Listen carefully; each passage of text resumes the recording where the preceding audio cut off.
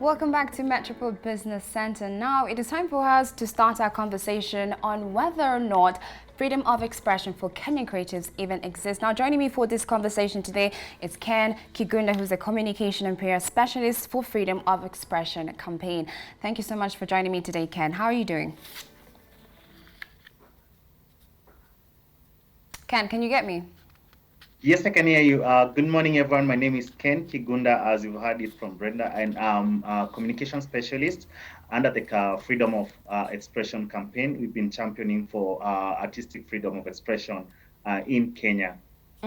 Great. Thank you so much for that clear explanation about what the campaign is all about.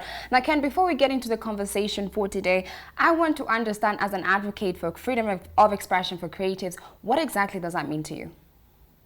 Well, freedom of expression is quite paramount in this country, and especially for us young people, because it allows us to be able to imagine, to be able to be creative, to be able to, tell our stories as they are, to be able to go as wide as possible, as because we have that, no limitation to imagination, and all that we want is to tell African beautiful stories in a way that we can interpret it in our own world. We want to be able to interpret the world to the entire, or rather to our audiences, in a way that they can be able to understand it, and in the way they actually we feel and we understand it. So freedom of expression for us is a big deal because it will allow us to imagine, to create, and be able to feed into the needs of our audience and to the needs of the people outside here in Kenya by addressing the issues that are affecting us on a daily basis through creative and through artwork. Okay, great. And when we closely look at the Kenya Constitution in Article 33, it highlights that the freedom of expression includes one, freedom to seek, receive, or impart information or ideas, two, freedom of artistic creativity, and three, academic freedom and freedom of scientific research. How exactly do you feel the Kenyan government is not allowing creatives to explore these rights? Yeah, if you look at the constitution and the spirit that the Kenyan constitution has in terms of the Bill of Rights, and in particular the Article 33, is that it allows people to be able to do research, to be able to be creative, to be able to impart information to people. But again, apart from the constitution, what regulates is the policies that are there. And if you look at the Kenyan as a country, we have what we call the Film Act, the Films and Stage Play Act, that is able to govern films in the country, and that enables us now to, it articulates the little bit that all creatives should follow.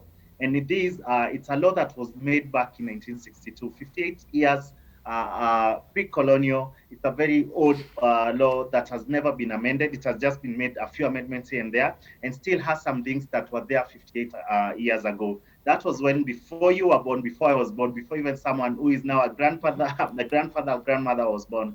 And these are the laws that really govern and the policies that govern the film industry or the creative sector.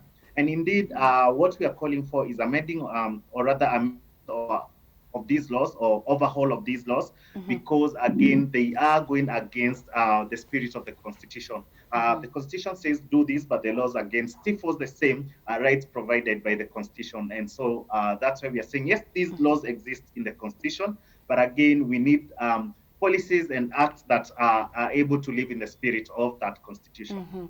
Well, I'm happy you mentioned the fact that you have this bill, you have the constitution, but the government then is giving different laws that are really not allowing creatives to explore as creatives themselves here in Kenya. Now, one of the reasons we're actually having this conversation is because a number of creatives came forward as a team and started a petition to disband and repeal Cap 22 of the laws of Kenya that looks at a number of things of creators. Now, what do you hope for making this move, as well as anticipate from the government once they see this petition and see what they can do about it?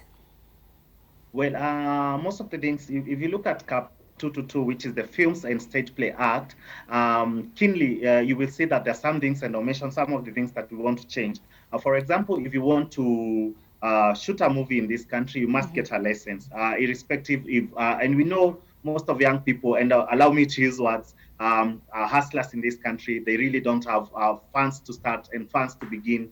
Even the shooting it, you know how the equipment and everything in this country can be quite expensive, and even getting a camera to shoot, getting editing suits, it's quite difficult. But now again, you find that you have to pay some extra amount for you to be able to get a license. And apart from that, then you also get to find that you must also, after that, this goes to a licensing officer who might not be having knowledge of film. And this, your mercy actually relies on this licensing officer. So your script, to provide your script, they go to the licensing officer, and the licensing officer has the discretion to even refuse you to start or even to initiate the beginning of the shooting of that particular film. And with that, when they say they have restricted, when they say they have denied you from shooting, you have no other way to go, you have no other backfall, there is no other plan, unless now you go and change everything. And this, in a way, it's limiting or limiting your imagination, limiting your creativity. And with that, when you succeed to get a license and you're able to go to now shooting again, you have to bring that film again to the same officer or other officers now in the same Kenya Film Classification Board, and they have again to relook into it and see if the content is within that script that you provided earlier. We all know that there's a script, and when you go to the field to shoot, things are too different, especially for those who have worked in the media houses, for people who have worked in the creative industry. We know how different things and the environment, the weather, or something else can really interfere with the scene, and you're able to change that. But this means, again, then you have to get another approval. And the officer can simply say, hey, you moved the seat from where it was supposed to be. Go back, redo it to where the seat is, or go back, provide a new script, come back, we approve it for you to go and shoot that particular scene. And if you look at all these things, again, there's something that also in the same law, there must be a police officer in the scene. I mean, this is creative. People are just expressing their ideas. People are just expressing their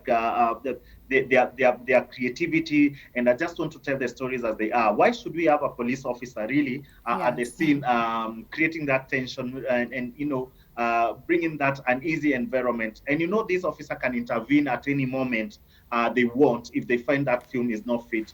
And so this leaves a wide gap for abuse and misuse. And so that's why we are calling for really, we need to relook at these laws. If you look, the same law that was used to ban Ngugi wa Thiong'o with his play back in 1950s, I'll Marry When I Want, Gaikia Deda. And it's the same law that was used again in 2019, 2018 to ban Rafiki. Honestly, we really have to see and look and relook into that particular law and see how we can amend it in this age where people can now shoot using their smartphones, in this era that we have internet, in this era that everyone is enabled. In other countries, we've seen it happening. If you look, a good example is South Korea. If you look at South Africa, what they are doing. If you look at Nigeria. I've lost there for a second, Ken. Yeah. Can you hear me? Yes, I can hear you. Oh, yeah, I lost you there for a second. I just wanted you to pick back to where you had left it before. We lost a bit of connection for a second there. I'm saying if you look at other countries that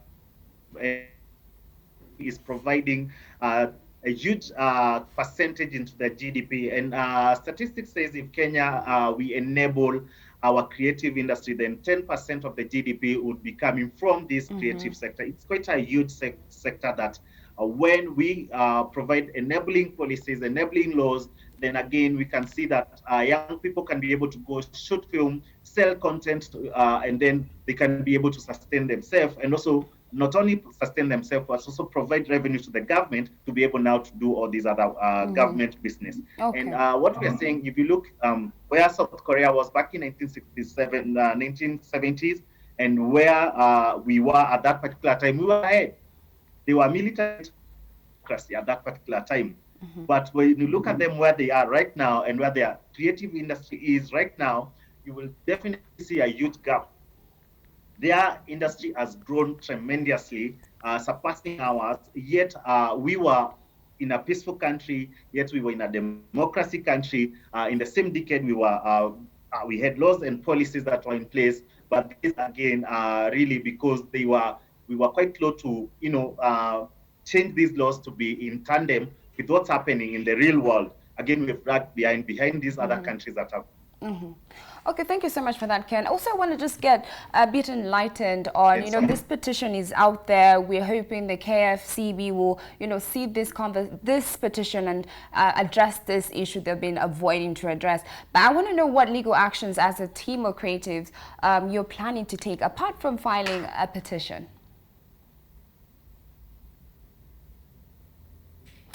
I think we've lost Ken there for a second. We're going to take a short commercial break and we'll be right back. We're not done with the conversation on whether or not freedom of expression exists in Kenya. We'll see you right after this.